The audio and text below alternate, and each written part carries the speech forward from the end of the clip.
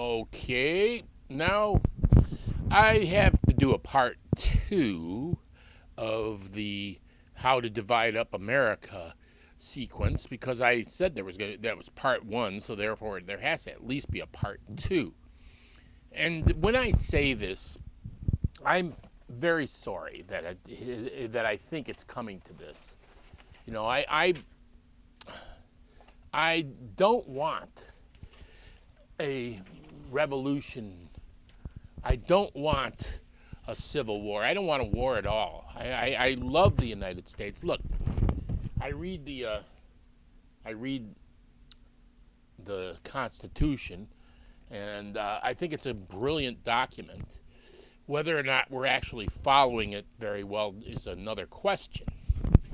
And even within the Constitution, there are divisions that have grown up in the United States, and there is no way right now that we can seem to come to an agreement. You know, the people on the right are looking at guys like Bernie Sanders, and they're saying that he is a communist. Well, I personally do not believe that he is a communist. He may be more socialist, but than what seems to be the best thing that some people think we ought to have, but he's definitely not a communist. And these people throw these words around: communist, socialism, capitalism, fascism. You know, they throw these words around and they don't really know what they actually mean. And let me just give you my quick history lesson. Somewhere we became a modern country since about 1900, I would say, since after the Civil War. Before that, really what exists now in the United States, even though we have a lot of things that they say don't change over time, many things have changed over time. We are nothing like the country we used to be in 1821 or something, which was a bunch of farmers spread out over large areas of land, and it took you forever to get anywhere because, you know, you went by horse and carriage or you walked. Nowadays, we are an industrial world, post-industrial, they say, computerized, high-speed. You know, you could fly from one end of the country in 3 hours to the other end of the country. And that's not something that really was even imagined by the people who wrote the Constitution. And we have something more of a capitalist world than ever existed when they first wrote the Constitution. I mean, you know, a lot of people think that Alexander Hamilton perceived it, and maybe he did. He was a genius. What do you want? But there are things that have occurred, let's say in the last 100 years, that people seem to ignore. And that one of the things that happens is that when you get the Republicans in power and the capitalists run free, you know, things go well for a little while, and then they hit the toilet. You know, that, well, I can go through, you know, from the time of about, let's say 100 years ago, was about 1920.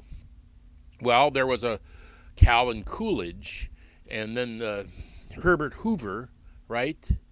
And there was that other guy who was the Teapot Dome guy, and they were Republicans, and they pretty much pulled all the stops out for controlling companies. Now, Teddy Roosevelt before that, well, was controlling monopolies, but Herbert Hoover and Calvin Coolidge just let the businesses do whatever they wanted, and they did whatever they wanted. They built these giant trusts, and then suddenly they speculated on the value of their companies, which didn't have that much value as they thought, and the whole thing fell down like a castle of cards, and we had the Great Depression. And, you know, Herbert Hoover pretty much followed the Republican philosophy, saying, well, it'll correct itself. Capitalism will correct itself. It'll fix itself. We don't, well, it got really bad, and people were starving, and like a third of the country was out of work, living in the streets and so forth. And then came Franklin Roosevelt and Keynesian economics. And he said, well, sometimes pure capitalism runs into some trouble. And he built up the New Deal, and that was OWE and Social Security, and he backed the unions and everything. And it was very slowly improving over the course of several years, and then we came into World War II, and World War II was like a shot in the arm of adrenaline or something, and woke the country up and put the country into a strong industrial strength. And of course, a lot of the people had to go fight in the war, so that was a job. And after the war, we had Truman for a couple of years, then Eisenhower. Now let me talk about Eisenhower as an interesting character. He was a Republican. He ran as a Republican, but he was actually the most moderate of all Republicans. And if you think about it, he did not get rid of Social Security, and he developed the the national highway system, and the taxes during his administration were extremely high. And they were high all the way up until about 1963. 1963, right as Kennedy was about to be elected in 64, they raised the taxes. I mean, rather, they lowered the taxes. What am I saying? The top minimum tax rate in 1963 was at 93%. Think about that. So since that time, there has been a movement by the right to lower the tax rates and lower the tax rates and lower the tax rates. And, what's funny is, about 1980, Ronnie Reagan came in, and he was totally against government. He said government is the problem and all that kind of stuff. So he lowered the tax rates, and what we saw was a giant growing deficit. Wait a minute. Hello? Hello?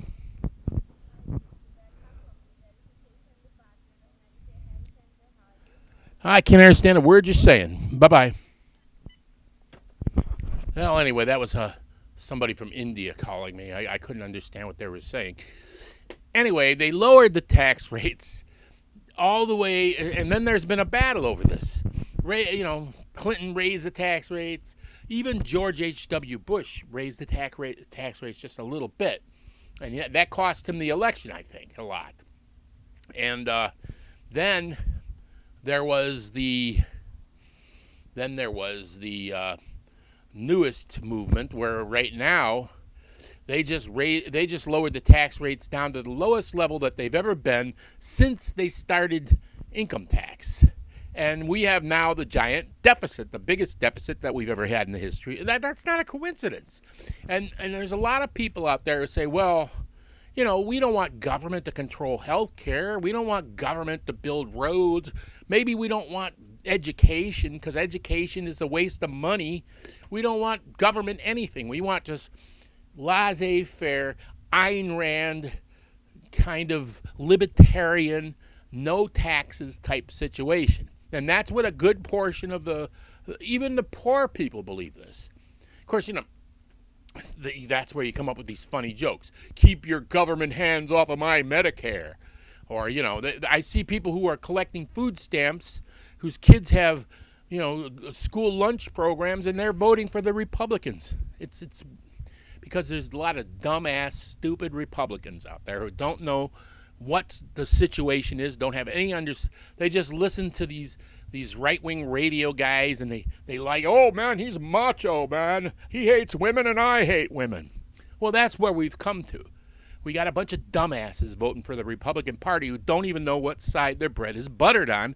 And now we have a bunch of these young guys who say we want more liberalism. We want a socialist medical. Well, we've come to this point with Donald Trump, the rudest president in the history of the world. He's a rude, crude, nasty asshole. He became the president, and now he's not going to compromise with anybody. He's just he's crooked and he's rude. And, we all see this, but there's people who follow him because they like the fact that, he brags about grabbing women by the pussy and stuff like that. Where are we as a country? It's post-truth. He says that the news media is the enemy of the people. Well, imagine that. The First Amendment should be thrown out the window, in other words. It's ridiculous what's going on. And so that's where I'm talking about. I don't want there to be a civil war.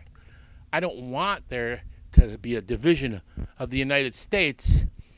But maybe what we need to do is rethink the entire United States of America. Sorry. What I'm talking about is what I talked about in part one, franchises. And I've talked to some other people about this, and they say there's no way that you can have franchises without dividing up the land somehow. So here's a couple ideas that they threw at me. One is that each community should decide what franchise they're in somewhere along the line. So that, you could have like the blue franchises, and then there has to be like lines of franchises so you can transport across the land from one end to another, both red and blue franchises. Now, I was gonna make up a map, show you what I mean, but what I'm talking about is each like community should decide whether or not they're going to be a Republican community or a Democratic community, and then they have to get rid of, that's their government. We don't want any more Republican government. You guys can have all the guns you want in the red community, but you can't come into the blue communities. We'll have police to keep you out or something. You guys don't have to have police. You could just defend yourselves if you're in the red community. You don't have to have schools. You could just educate your own kids. Don't take any taxes out of your paychecks. Companies that work in the blue communities will pay taxes, and companies that work in the red communities will not pay taxes. So anything that is paid for by taxes will not exist in the red communities.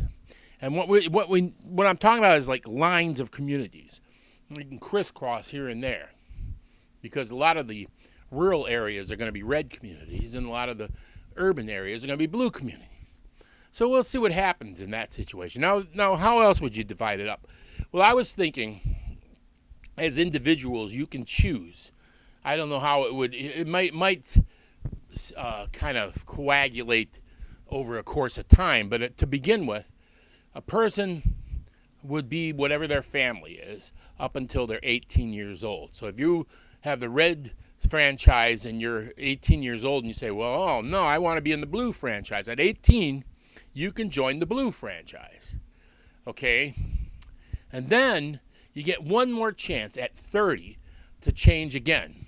You can either stay with, so let's say if you were red and then you go over to the blue and you're 18, and then when you're 30, you say, oh, I want to go back to the red, or vice versa. If you're blue and you say, oh, I want to go to the red franchise when I'm 18, you go to the red franchise and say, oh, and when you get to be 30, you say, oh, I don't like this, I'm going back to the blue. Then you got to stay. After 30, you have to stay in the franchise that you're at. That's the future. Now, these things can be done without violence, I hope. These things can be done by computers. Now, I have all this idea about what is the proper tax rate. I think the proper tax rate, there is an algorithm that we can write which would justify or bring in as much information as possible about economic situations, and then the tax would be adjustable as you go. Now, I know this sounds complicated, but we do things now with artificial intelligence. Pretty soon, cars are going to be driving themselves. Well, maybe tax policies can be driving themselves too with artificial intelligence, so that when they find out that the deficit's getting a little high, and that means that servicing the debt would be restrictive on helping the economy stay level, well, in that case, you're going to have to raise up 1 or 2 percentage, 3 percentage points, whatever it decides, in the tax rates. And let's say, all right, so we get to the point then where the deficit is low, and maybe there's a possibility that businesses are stagnating because they're not receiving enough profits around the higher tax rates. Then they would lower the tax rates 1 or 2%. See, that's the way the blue franchise should operate. The red franchise, they would never have any taxes, and everybody would be just, if you want to go to school, you got to send your kid to school. You got to educate them yourself. You got to pay for the school. If you want to go to the hospital, you do it all through the businesses. If you get old and you can't work anymore, you break your leg or whatever, your kid's got to take care of you, or you're just going to have to curl up in a ball or something. What was that? Well, anyway, that's my part 2 on this. I feel that we need to settle this one way or the other, because I don't think we're going to last much longer as a nation divided.